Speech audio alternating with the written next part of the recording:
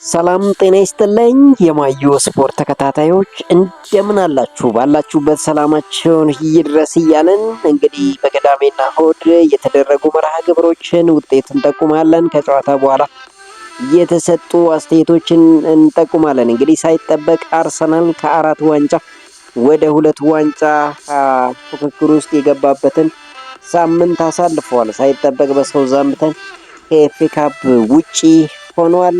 ቼልሲም አሸንፏል። ማንቸስተር ሲቲ አሸንፏል። የሊድስ ዩናይትድ ከዌስትሃም ዩናይትድ ጋር ያደረጉት ጨዋታ በጣም ድራማዊ የሆነ ጨዋታ ነበር። እንግዲህ ሊድስ ዩናይትድ በፔናልቲ አሸንፎ አልፏል።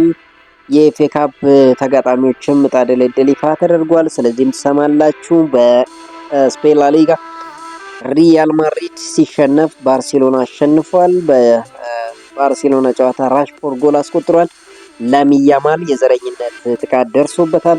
ስለዚህም ትሰማላችሁ። የኤርትራ ተጫዋቾች መኮብለላቸው እየተነገረ ይገኛል። እንዴት ሊሆን ቻለ የሚለው የምትሰሙት ነገር ይኖራል። የአውሮፓ ቻምፒዮንስ ሊግ ይመለሳል። እንግዲህ ከጨዋታ በፊት አስተያየቶች እየሰጡ ይገኛሉ። በየክለባቸው የሚገኙ ተጫዋቾች እንግዲህ ከወዲሁ ዛቻ እየተናገሩ ይገኛል። እነማን ምን አሉ የሚለው ትሰማላችሁ።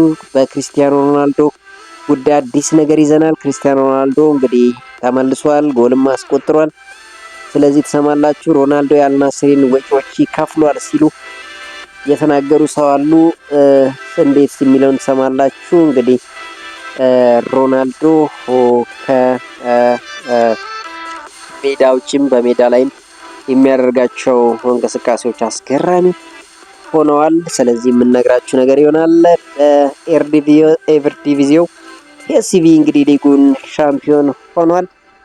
ስለዚህም የምነግራችሁ ነገር አለ። ቻናሉ ሰብስክራይብ፣ ቪዲዮ ላይክ በማድረግ እንድትጀምሩ በአክብሮት እንጋብዛለን። በቅድሚያ እንግዲህ በቀጥታ የምናልፈው ወደ እንግሊዝ ኤፍኤ ዋንጫ ይሆናል። በእንግሊዝ ኤፍኤ ዋንጫ እንግዲህ የሰሜን ለንደኑ ክለብ አርሰናል ከሳውዛምፕተን ጋር ያደረገውን ጨዋታ 2-1 በሆነ ውጤት ተሸንፏል። የሳውዛምፕተንን የማሸነፊያ ግብ ስቲዋርት እና ቻርለስ ሲያስቆጥሩ ለአርሰናል ቪክተር ዮኮሬሽ ከመረብ አሳርፏል። ሳውዛምፕተን ግማሽ ፍጻሜውን ሲቀላቀል አርሰናል ከወዲሁ እንግዲህ ተሰናብቷል። ለ4 ዋንጫ ሲፎካከር የነበረው አርሰናል የማታ ማታ እየተንሸራተተ አሁን ወደ 2 ዋንጫ ወርዷል።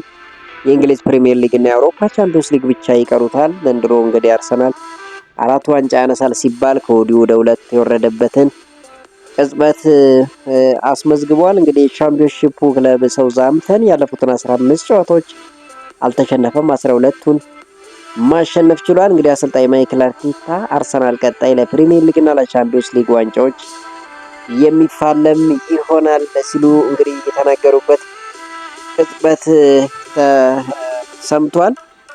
የሳውዛምፕተኑ አሰልጣኝ ቶንዳ ኤካርት ቡድናቸው ከአርሰናል የተሻለ እንደነበር ከድሉ በኋላ ተናግረዋል። ሙሉ ጨዋታውን ካየነው አንጻራዊ ጨዋታውን ፍጹም ማሸነፍ ይገባናል ሲሉ ከጨዋታው በኋላ አስተያየታቸውን ሰጥተዋል። አሰልጣኝ ማይክል አርቴታ በበኩላቸው ሽንፈቱና ግብ የተቆጠረብን መንገድ በጣም ያማር ሲሉ እንግዲህ አስተያየታቸውን ሰጥተዋል። እንግዲህ የመድፈኞቹ አሰልጣኝ ማይክል አርቴታ ቡድኑ ቀጣይ ለሚጠብቁት አስደሳች ሳምንት እንዲዘጋጅ አሳስበዋል። ሳውዛምፕተን እንኳን ደስ አላችሁ ያሉት አርቴታ ዛሬ እነሱ ከኛ የበለጠ ውጤታማ ነበሩ ሲሉ ተናግረዋል። አክለውም ወሳኝና አስደሳች ሳምንታት ከፊታችን እየጠበቁን ነው፣ ባለን አቅም ሁሉ መፋለም አለብን ሲሉ ተናግረዋል። ኃላፊነት መውሰድ የሚኖርበት አካል ካለ እሱ እኔ ነኝ።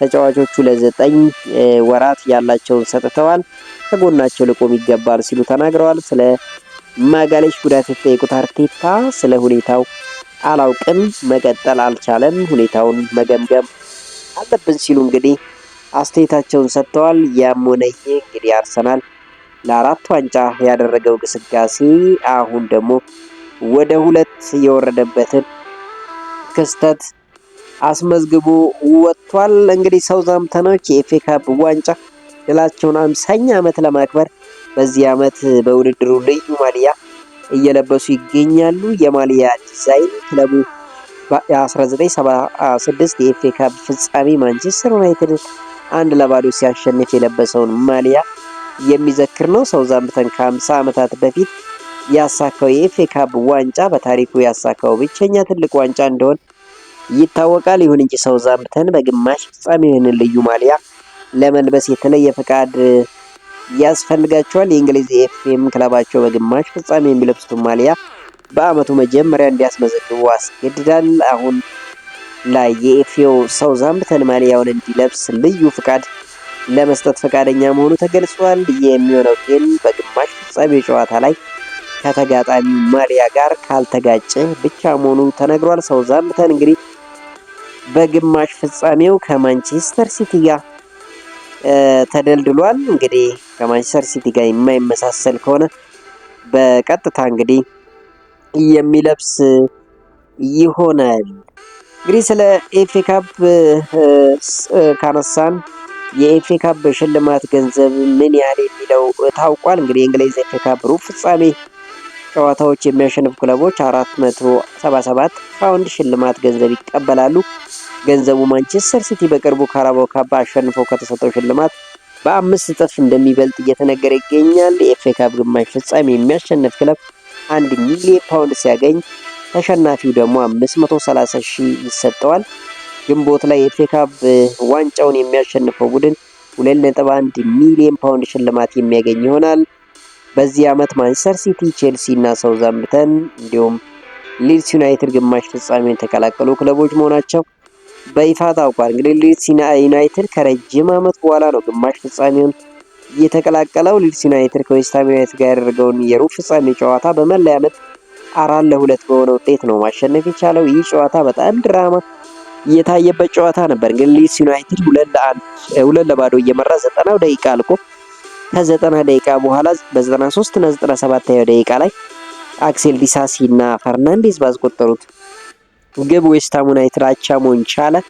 ከዛ በኋላ እንግዲህ በፔናልቲ 4-2 በሆነ ውጤት ሊድስ ዩናይትድ በማሸነፍ ከ39 ዓመታት በኋላ ለመጀመሪያ ጊዜ ሩብ ፍጻሜውን መቀላቀል ችሏል። እንግዲህ የሩብ ፍጻሜውንም ከቼልሲ ጋር የተደለደለበት ሁኔታ ወጥቷል። እንግዲህ የኤፍኤ ካፕ ግማሽ ፍጻሜ ጨዋታ ሚያዝያ 17 እና 18 በግዙፉ ዌምብሌይ ስታዲየም እንደሚደረግ ይፋ ተደርጓል። ሌላው እንግዲህ የቼልሲ እና የማንቸስተር ሲቲ ተጋጣሚዎች ናቸው። ቼልሲ እንግዲህ 7-0 በሆነ ውጤት ነው አሸንፎ ወደ ቀጣይ ዙር የተቀላቀለው። ማንቸስተር ሲቲ በአንጻሩ ሊቨርፑልን እንግዲህ 4-0 ሲያሸነፍ ልማደኛው አጥቂ ኤርሊንግ ብሮት ሃላንድ ሃትሪክ ሰርቷል። እንግዲህ ቼልሲ 7-0 ሲያሸንፍ ለቼልሲ የማሸነፊያ ግቦችን እንግዲህ ጃረድ ሃቶ፣ ጆ ፔድሮ፣ አድራቢዮ፣ ሳንቶስ፣ ስታቪዮ፣ ጋርናቾ እና ገብርኤል በራሱ ላይ ማስቆጠር ችሏል። እንግዲህ ቼልሲ ማሸነፉን ተከትሎ የኤፍኤ ካፕ ግማሹን ፍጻሜውን ተቀላቅሏል። ከሊድስ ዩናይትድ ጋር ተመድቧል። ቼልሲ በፕሪሚየር ሊጉ መርሃ ግብሩ እንግዲህ ከማንቸስተር ሲቲ ጋር ከማንቸስተር ዩናይትድ እና ከብራይተን ጋር የሚያደርግ ይሆናል። እንግዲህ ቼልሲ አላምበሉ ኤንዞ ፈርናንዴዝ ነው ወደ ሜዳ የገባው። ኤንዞ ፈርናንዴዝ ቅጣት ተጥሎበታል። እንግዲህ የቀድሞ የማንቸስተር ሲቲ ተከላካይ ጁሊያን ሌስኮት ኤንዞ ፈርናንዴዝ በክለቡ መቀጣቱ ትክክለኛ ውሳኔ ነው ሲል ገልጾታል። ኤንዞ ፈርናንዴዝ መስመሩን ተሻግሯል ያለው ሌስኮት የአሰልጣኝ የቅጣት ውሳኔ ትክክለኛ ነው ሲል አድንቋል። አክሎም ተጫዋቾች ወደ ሀገራቸው ሲሄዱ በአደባባይ ክለባቸውን ስለመልቀቅ ወይም ስለሌላ ክለብ ሲያወሩ ማየት ያስቃል፣ ይህ እብደት ነው ሲል ገልጾታል። እንግዲህ የሚያወሩት ነገር ሌላ ቦታ የማይሰማ ወይም ቋንቋ የማይተረጎም ይመስላቸው ይሆን ሲል ይጠይቃል። እንግዲህ ኤንዞ ፈርናንዴዝ የሪያል ማድሪድ አየር ይመቸኛል ሲል መናገሩ ይታወቃል። ለዚህም እንግዲህ ቅጣት ተጥሎበት ወደ ኤፍኤ ካፕ ጨዋታው እንዳልሄደ በቡድን ስብስቡ እንዳልተካተተ ይታወቃል። ስለዚህ እንግዲህ አስተያየታቸውን ሰጥተዋል። እንግዲህ ሌላው አላማችን አመቱን በዋንጫ ማጠናቀቅ ነው ያለው ቶሲን አድራቢዮ ነው። የሰማያዊዎቹ ተጫዋች ቶሲን አድራቢዮ ቡድናቸው የኤፍኤ ካፑን ስኬታማ መሆን እንደሚፈልግ ተናግሯል። አላማችን የውድድር አመቱን በዋንጫ መፈጸም ነው ያለው ቶሲን ለፍጻሜ መድረስና የኤፍኤ ካፑን መውሰድ እንፈልጋለን ሲል እንግዲህ አስተያየቱን ሰጥቷል። ከሊድስ ዩናይትድ ጋር ተደልድለዋል። መጨረሻቸው ምን ይሆናል የሚለው በጉጉት የሚጠበቅ ይሆናል። እንግዲህ ሊድስ ዩናይትድ ዘንድሮ ለትልልቅ ክለቦች ምን ያህል ጠንካራ እንደሆነ አይተናል። እንግዲህ መጨረሻ ላይ ከቼልሲ ጋር ተደልድሏል። ቼልሲ የዋዛ ተጋጣሚ እንዳልገጠመው ምንም ጥርጥር የለውም። እንግዲህ ቶሲና ድራቢዮ ለዋንጫው እንደርሳለን ሲል ከወዲሁ እንግዲህ ዛቻውን አሰምተዋል። ሌላው ማንቸስተር ሲቲ እናገኛለን። እንግዲህ ማንቸስተር ሲቲ ከሊቨርፑል ጋር ያደረገውን ጨዋታ 4-0 በሆነ ውጤት ማሸነፍ ነው የቻለው። እንግዲህ ኤርሊንግ ብራውት ሃላንድ ሃትሪክ ሲሰራ አንቷን ሴሜኞ ቀሪውን ጎል አስቆጥሯል። በፔፕ ጋርዲዮላ የሚመራው ማንቸስተር ሲቲ ለተከታታይ 8 ዓመታት ለኤፍኤ ካፕ ግማሽ ፍጻሜ ደርሷል። እንግዲህ ማንቸስተር ሲቲ በሜዳ ያደረጋቸውን ተከታታይ 18 የኤፍኤ ካፕ ጨዋታዎችን በማሸነፍ ሪከርዱን አሻሽሏል።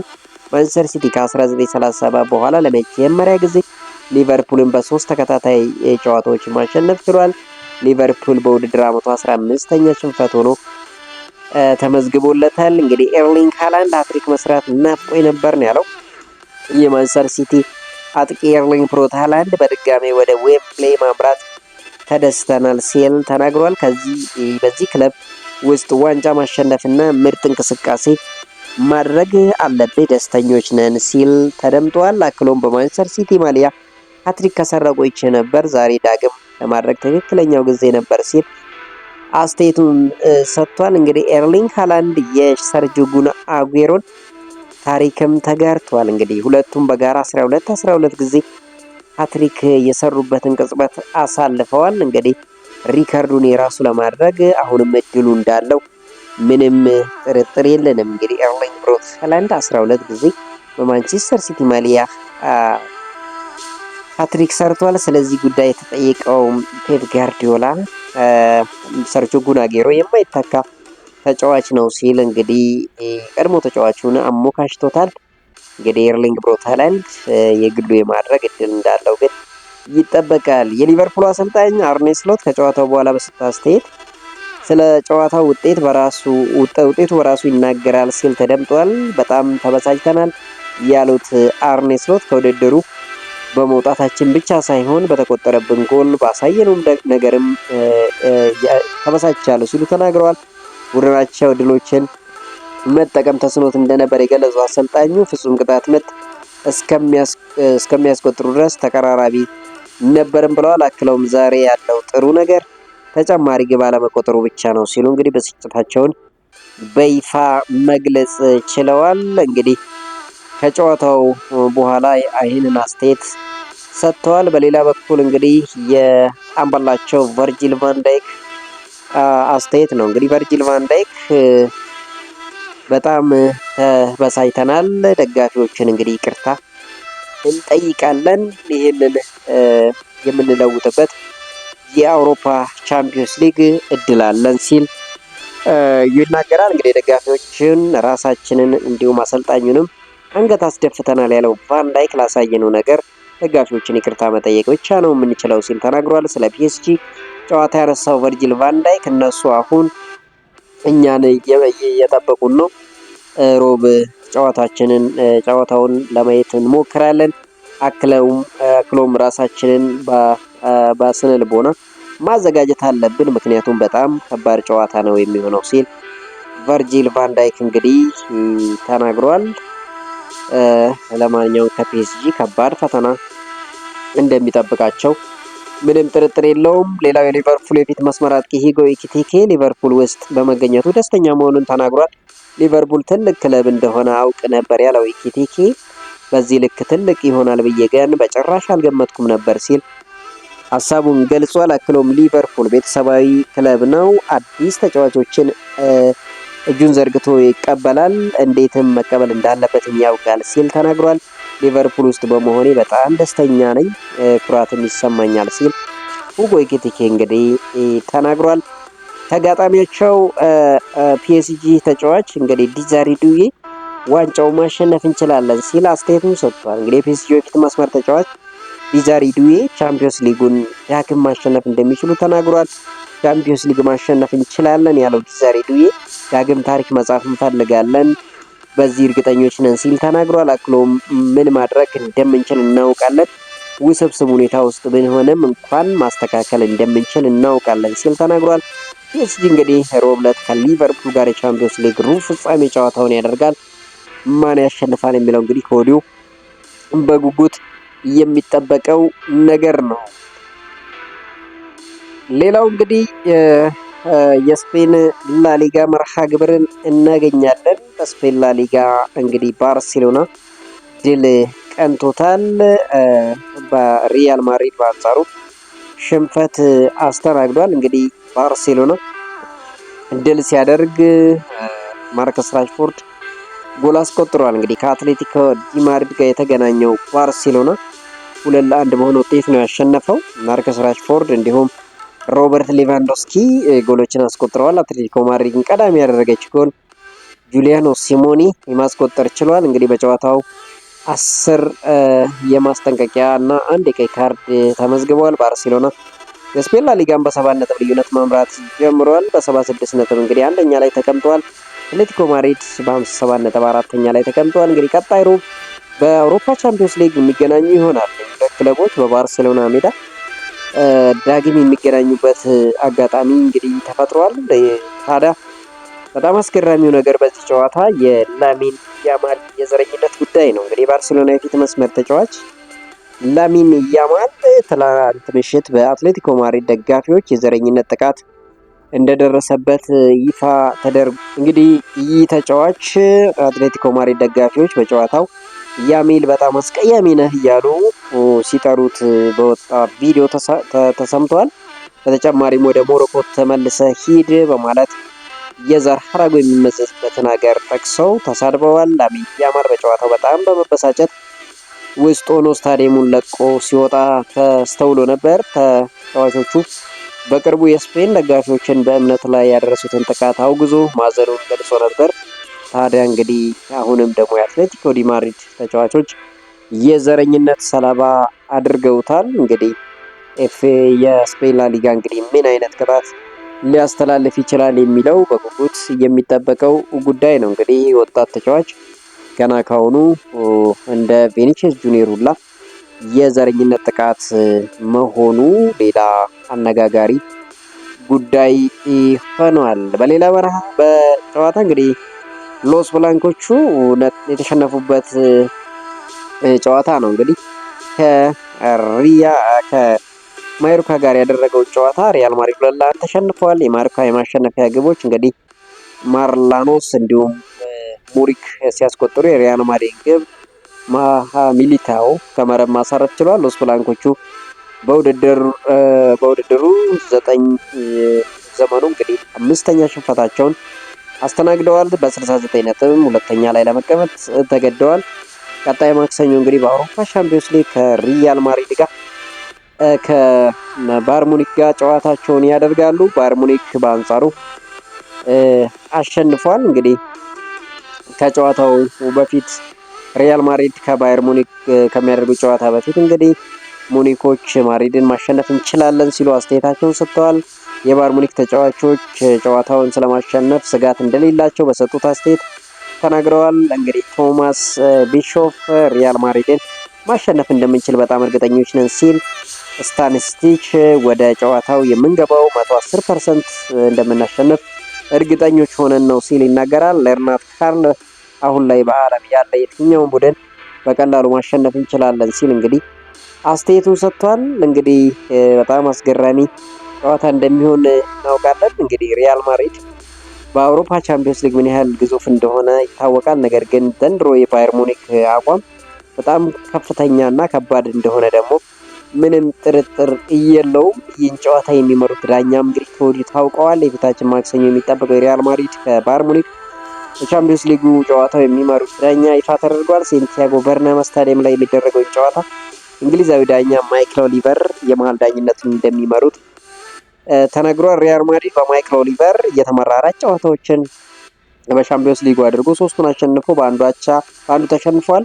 በሌላ በኩል ማይክል ኦሊቨር ባየር ሙኒክን በ7 አጋጣሚ መርተው ባየር ሙኒክ 6ቱን አሸንፎ አንዱን አቻ ነው የወጣው። በዚህ ዳኛ ስር ተሸንፎ አያውቅም። እንግዲህ አሁንስ ምን ሊሆን ይችላል የሚለው ማክሰኞ እንግዲህ የሚታይ ይሆናል። ከአሁን ፊት ኪሊያን ምባፔ ባየር ሙኒክን በዓለም ላይ ማስቆም የሚችለው ብቸኛ ክለብ ቢኖር ሪያል ማድሪድ ነው ሲል አስተያየቱን ሰጥቶ ነበር። አሁን ደግሞ በተራቸው የባየር ሙኒክ ተጫዋቾች እየዛቱ ይገኛል። ለማንኛውም ምን ይሆናል የሚለው በጉጉት ይጠበቃል። የሪያል ማድሪዱ አሰልጣኝ አርቤሎዋ ሽንፈቱ በእኔ ጥፋት ነው ሲሉ እንግዲህ ከጨዋታው በኋላ ሙሉ ኃላፊነቱን ወስዳለሁ ሲሉ ተናግረዋል። የላሊጋው ዋንጫ ፉክክር ለእኛ ገና አላበቃም ያሉት አሰልጣኙ ቀሪ ብዙ ጨዋታዎች አሉ ሲሉ ነገሮች ሊቀየሩ እንደሚችሉ ተናግረዋል። የዛሬው ሽንፈት የባየር ሙኒክ ጨዋታ ላይ ተጽዕኖ አያሳድርም በተጫዋቾች እርግጠኛ ነኝ ሲሉ እንግዲህ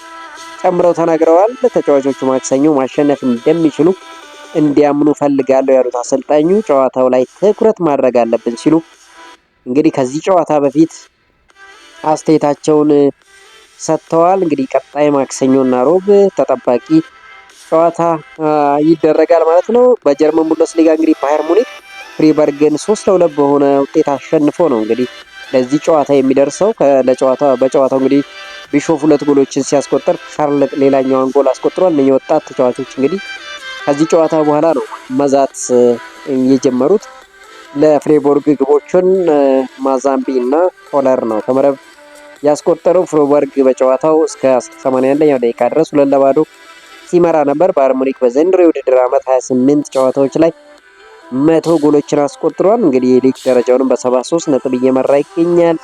ቀጣይ ከማድሪድ የሚያደርገውን ጨዋታ እንግዲህ ምን ያደርገዋል የሚለው በጉጉት የሚጠበቀው ጉዳይ ነው። ወደ ሌላ ዜና ስናልፍ ብራዚላዊ የቀድሞ የቸልሲ ተጫዋች ኦስካርን እናገኛለን። እንግዲህ ኦስካር በ34 ዓመቱ ጫማውን መስቀሉን በይፋ አስታውቋል። ኦስካር በቅርቡ ከልብ ጋር የተያያዘ ህመም አጋጥሞት ሆስፒታል ገብቶ እንደነበር የሚታወስ ነው። እንግዲህ እስካሁን አሁን ላይ በይፋ ራሱን ከእግር ኳስ ማግለሉን ይፋ አድርጓል። የ34 ዓመቱ ኦስካር ባለፈው ዓመት በቻይናው ክለብ ሻንጋይ ፖርት ጋር ከ7 ዓመታት በኋላ በመለያየት ወደ ሳኦ ፓውሎ ተመልሶ ነበር። ነገር ግን በልብ ህመም ምክንያት እንግዲህ ተጫዋች በ34 ዓመቱ ጫማውን መስቀሉን እንግዲህ በዚህ ሳምንት ይፋ አድርጓል። በቸልሲ ቤት የምናስታውሰው ኦስካር እንግዲህ አሁን ላይ በጫማ መስቀሉን ደግሞ ይፋ ማድረጉ ተሰምቷል። ሌላው እንግዲህ የብሩኖ ፈርናንዴዝ ጉዳይ ነው። ብሩኖ ፈርናንዴዝ ዘንድሮ የእንግሊዝ ፕሪሚየር ሊግ ምርጥ ተጫዋች ጫማውን ይወስዳል ተብሎ እየተጠበቀ ይገኛል። ስለዚህ የተጠየቀው ፔፕ ጋርዲዮላ አስተያየት ሰጥቷል። ከዴክላን ራይስ እና ከብሩኖ ፈርናንዴዝ ማን የዓመቱ ምርጥ ተጫዋች ሊሆን ይችላል ተብሎ የተጠየቀው ፔፕ ጋርዲዮላ በፍጹም የሚወዳደሩ አይደለም፣ ብሩኖ ፈርናንዴዝ ያለቀለት ጉዳይ ነው ሲል ለብሩኖ ፈርናንዴዝ ያለውን እንግዲህ አድናቆት ተናግሯል። ብሩኖ ፈርናንዴዝ እና ዴክላን ራይስ በፍጹም አይወዳደሩም ሲል አስተያየቱን ሰጥቷል። ብሩኖ ፈርናንዴዝ እንግዲህ በማንቸስተር ዩናይትድ ቤት ድንቅ አቋሙን እያሳየ ይገኛል። እንግዲህ ዘንድሮ የእንግሊዝ ፕሪሚየር ሊግ ምርጥ ተጫዋች ሽልማትን ይወስዳል ተብሎ ይጠበቃል። ስለ ብሩኖ ፈርናንዴዝ ካነሳን አይቀር እንግዲህ ደጋፊዎች አንድ መልእክት አስተላልፈዋል። ብሩኖ ፈርናንዴዝ እባክህን ዘንድሮ ወደ አውሮፓ ቻምፒዮንስ ሊግ መልሰንና አንተም ቀጣይ ባላንዶርን አሸንፍ ሲሉ እንግዲህ አስተያየታቸውን ሰጥተዋል። ብሩኖ ፈርናንዴዝ ዘንድሮ 16 አሲስቶችን አድርጓል። በ90 ደቂቃ ውስጥ እንግዲህ 0.59 አሲስት የማድረግ እድል አለው። 99 ቻንስ ይፈጥራል። እንግዲህ ሞስት ቻንስ ክሬትድ ፐር 90 ሚኒት በሚል 3.66 ተሰጥቶታል። 24 በጣም አደገኛ እድሎችን ፈጥሯል።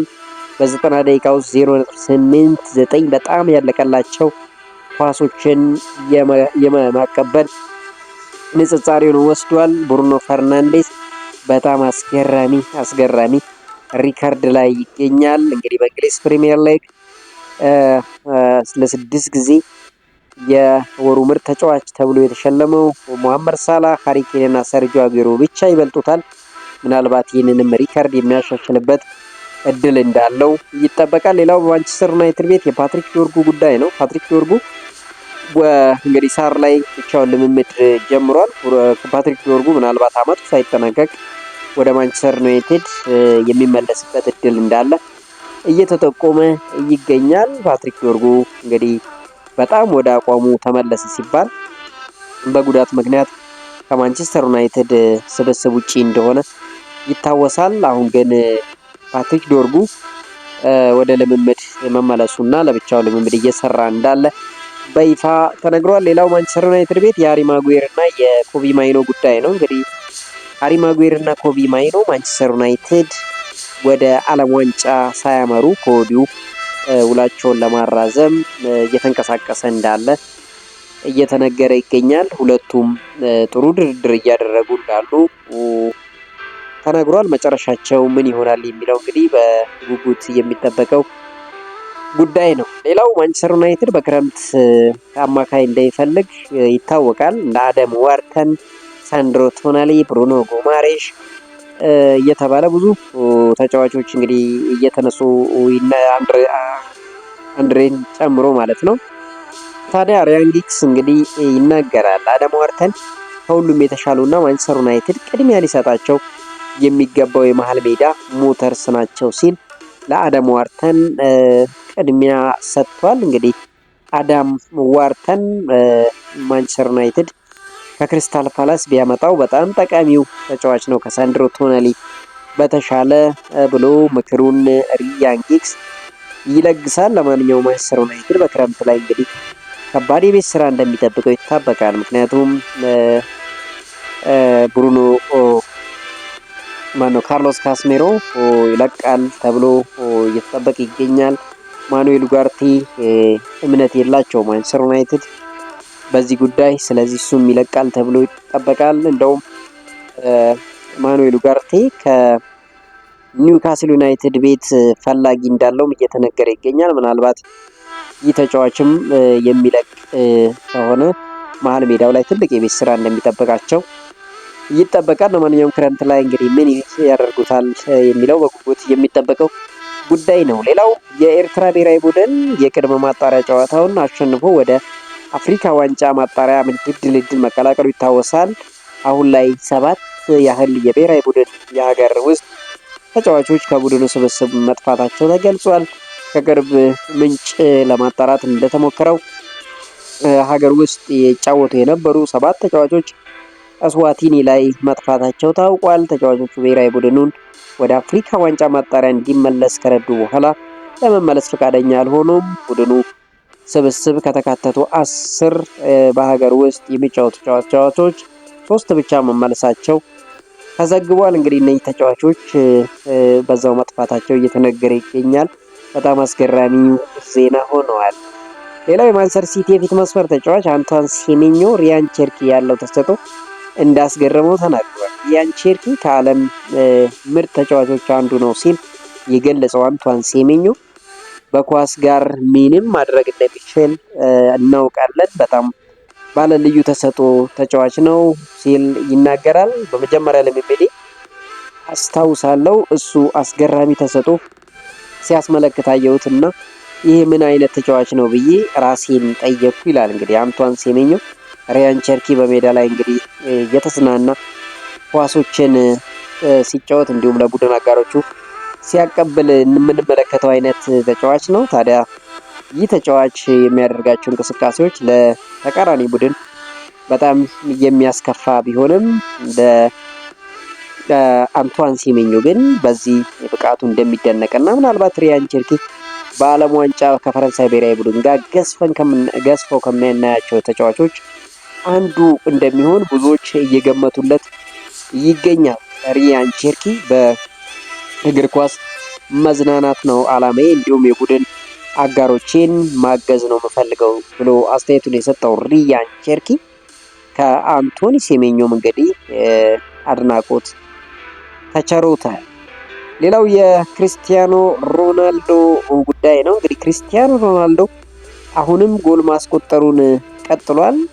ይህ ፖርቹጋላዊ ድንቅ ሰው አሁንም እንግዲህ 967ኛ ጎሉን ያስቆጠረበትን ሳምንት አሳልፈዋል።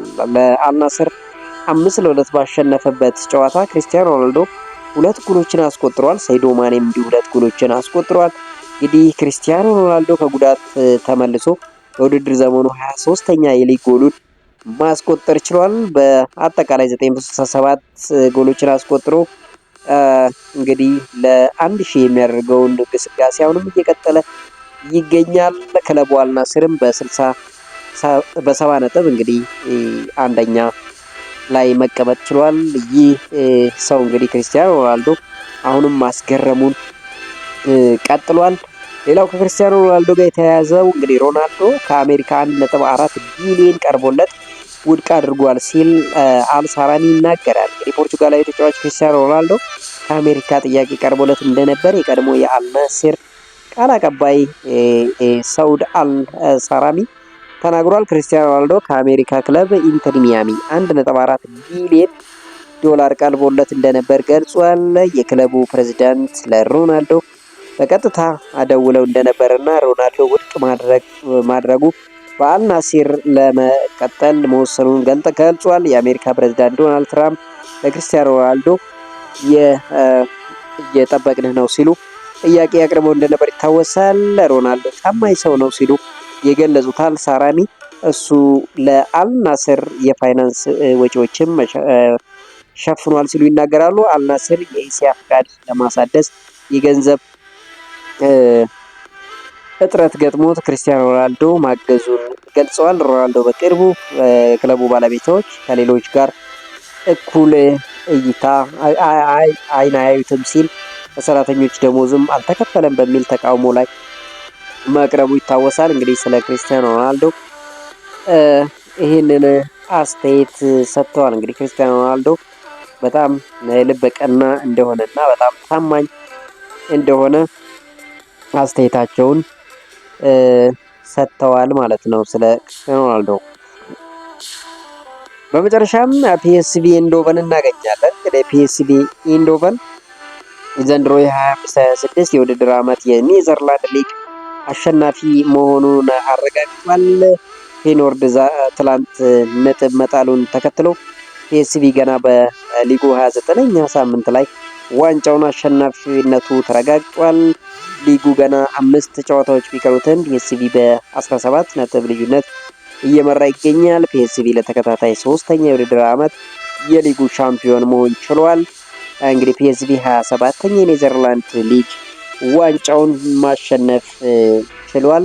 እንግዲህ ለዕለቱ ያዝናላችሁ አጫጭር ዜናዎች ይህን ይመስላሉ። ቻናሉን ሰብስክራይብ፣ ቪዲዮ ላይክ በማድረግ አብራችሁ እንድትሆኑ በአክብሮት እንጋብዛለን። መልካም